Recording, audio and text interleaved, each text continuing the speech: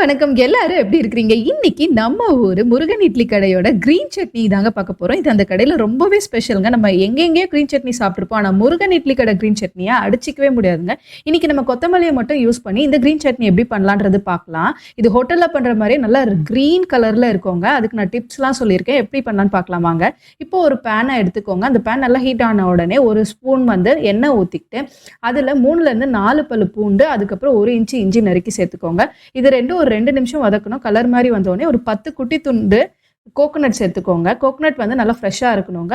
அதுக்கப்புறம் அது லைட்டா ஒரு நிமிஷம் வதக்குன உடனே 3லேருந்து 4 பச்சை மிளகா பெரிய சைஸ்ல இருக்கனால சேர்த்துக்கிட்டேங்க. உங்களுக்கு குட்டி சைஸு காரம் கம்மி அப்படின்னா 5லேருந்து 6 பச்சை மிளகா கூட சேர்த்துக்கலாம். பச்சை மிளகா வந்து வதக்கிட்ட உடனே ஒரு பெரிய வெங்காயத்தை நீட்டு வாக்குல நறுக்கி சேர்த்துக்கிட்டேங்க. இதுல முக்கியமான விஷயம் என்னன்னா, ஒரு பொருளும் நீங்க சேர்த்துட்டு 2லேருந்து 3 நிமிஷமாவது வதக்கி எடுக்கணும். ஹோட்டல்லலாம் வந்து சட்னி சீக்கிரமா கெட்டு போகாம இருக்கிறதுக்காக கொஞ்சமா புளி சேர்த்துப்பாங்க. ஸோ நான் வெங்காயம் ஆட் பண்ணிட்டதுக்கப்புறம் கொஞ்சமா புளி சேர்த்து ஒரு தக்காளி சேர்த்து நல்லா வதக்கிக்கிட்டேங்க. இந்த ஸ்டேஜ்ல உப்பு போட்டுக்கலாம். உப்பு போட்டால் தான் தக்காளி சீக்கிரம் வதங்கும். அதுக்கப்புறம் தக்காளி நல்லா குழஞ்சி வந்தோடனே நம்ம சீக்ரெட் இன்கிரீடியன்ட் வந்து இதுதாங்க. கொரியாண்டர் சீட்ஸ் 1 டீஸ்பூன் ஆட் பண்ணிக்கோங்க. 1லேருந்து 1.5 டீஸ்பூன் கூட ஆட் பண்ணலாம். கொரியாண்டர் சீட்ஸ் நல்லா வதக்கிட்ட உடனே இப்போ கடைசியாக ஸ்டவ்வை இறக்கிறதுக்கு 1 நிமிஷத்துக்கு முன்னாடி ஒரு கட்டுல இருந்து 1.5 கட்டு கொத்தமல்லி கழுவி நறுக்கி வச்சது சேர்த்துக்கிட்டேங்க.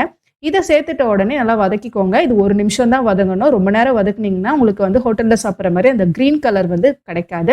இப்போ வந்து அதை கூல் டவுன் பண்ணிட்டு அரைச்சி எடுத்துக்கிட்டிங்கன்னா சூப்பரான முருகன் இட்லி கடை கிரீன் சட்னி ரெடிங்க. கொஞ்சமாக தண்ணி சேர்த்து கலக்கிக்கோங்க. நிறைய தண்ணி சேர்த்துக்கூடாது. இது கெட்டியாக தான் இருக்கணும். இப்போ தாளிக்கிறதுக்கு ஒரு தட்கா பேனில் உளுந்து கடுகு போட்டு அது பொரிஞ்ச உடனே இறக்கிட்டு தட்கா பேனை வந்து கையில் எடுத்துட்ட உடனே கருவேப்பிலை போடுங்க. இல்லைன்னா கருகிடும். இதில் வந்து ஒரு காஞ்ச மிளகா கூட சேர்த்து தாளிச்சிக்கலாம். இது வந்து ஊத்தாப்பம், தோசை, அடை தோசை, குழிப்பணிகாரம், கீ ரோஸ்ட்னு எல்லாத்துக்கும் சூப்பராக இருக்கும். இந்த சூப்பரான சட்னியை நீங்களும் வீட்டில் ட்ரை பண்ணி பார்த்துட்டு எப்படி இருக்குன்னு சொல்லுங்கள். இன்னொரு vlogல பார்க்கலாம். பாய்.